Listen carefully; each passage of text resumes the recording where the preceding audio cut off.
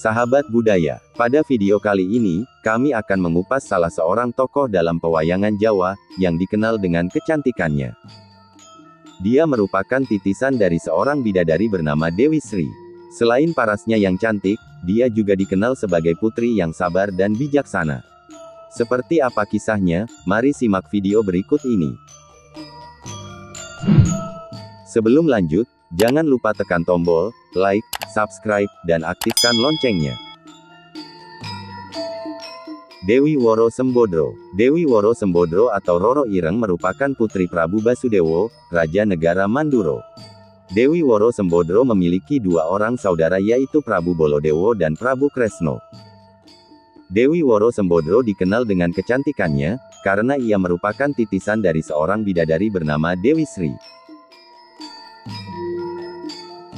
Dewi Woro Sembodro memiliki kisah yang sangat aneh. Sewaktu masih kecil, rupanya sangat jelek, dan memiliki kulit yang hitam, sehingga dia dikenal dengan sebutan Dewi Roro Ireng. Namun setelah dewasa, parasnya berangsur-angsur berubah, hingga menjadi wanita yang cantik jelita.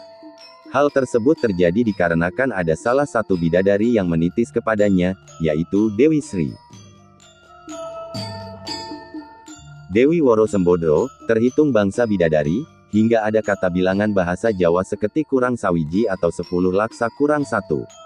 Artinya, mengenai banyaknya jumlah bidadari di kahyangan dan kekurangannya yang satu dilengkapi dengan menambahkan Dewi Woro Sembodro. Dia bersuamikan Raden Arjuno, salah satu tokoh yang menjadi panengah Pandowo, dan berputra Raden Ongkowijoyo.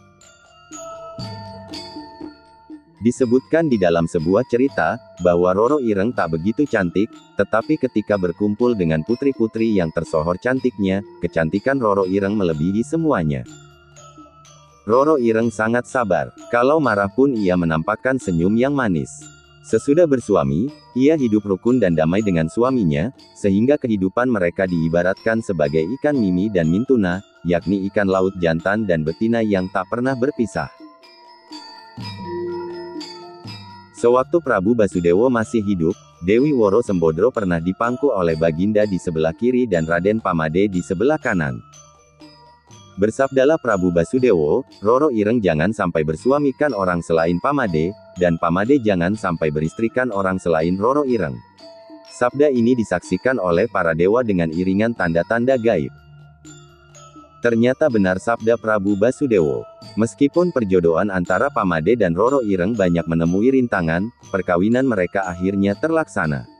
Raden Arjuno hormat pada Roro Ireng yang meski dia adalah istrinya, namun terhitung saudara lebih tua berdasarkan keturunan. Rasa hormat Raden Arjuno pada Dewi Sembodro sesungguhnya, disebabkan karena kebijaksanaan Dewi Woro Sembodro. Roro Ireng bermata jahitan, berhidung mancung, bermuka tenang, bersanggul keling dan sebagian rambut terurai. Berjamang dan bersunting wadera, bergelang dan berpontoh. Namun sesudah dewasa dan menjadi Dewi Woro Sembodro, dia tak mau lagi mengenakan pakaian serba keemasan dan tak mau pula menggunakan mutu manikam. Dikisahkan dalam sebuah cerita, bahwa pertama kali Raden Burisrawa melihat Dewi Woro Sembodro, ialah pada waktu Raden Kokrosono kakak Dewi Woro Sembodro menikah dengan Erawati.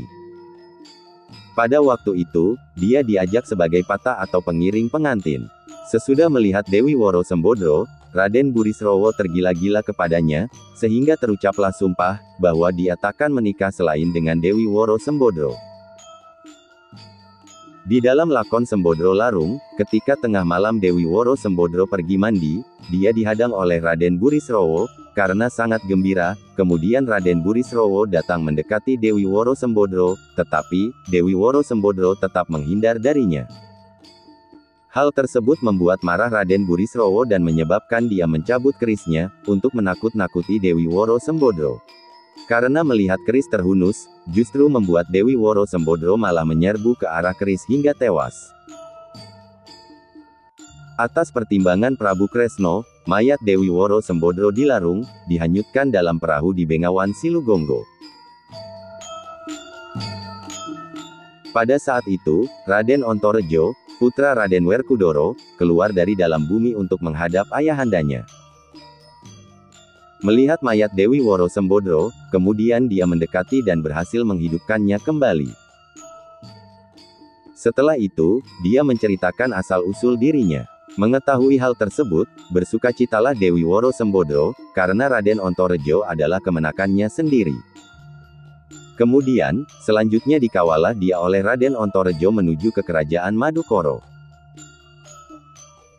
Tetapi ketika Raden Gatotkaca yang mengawal dari jauh, melihat ada laki-laki yang mendekati Dewi Woro Sembodro, menjadi murkalah dia, karena tak tahu bahwa Raden Ontorejo adalah kerabatnya sendiri. Kemudian terjadilah perang antara kedua kesatria itu. Setelah itu, diterangkanlah oleh Dewi Woro Sembodro, bahwa kedua kesatria itu bersaudara. Rukun kembalilah keduanya, dan kemudian mereka mengiring Dewi Woro Sembodro kembali ke kerajaan Madukoro, negara Raden Arjuno. Demikian video kami kali ini, jangan lupa tinggalkan pesan di kolom komentar. Sekian dan terima kasih. Salam budaya.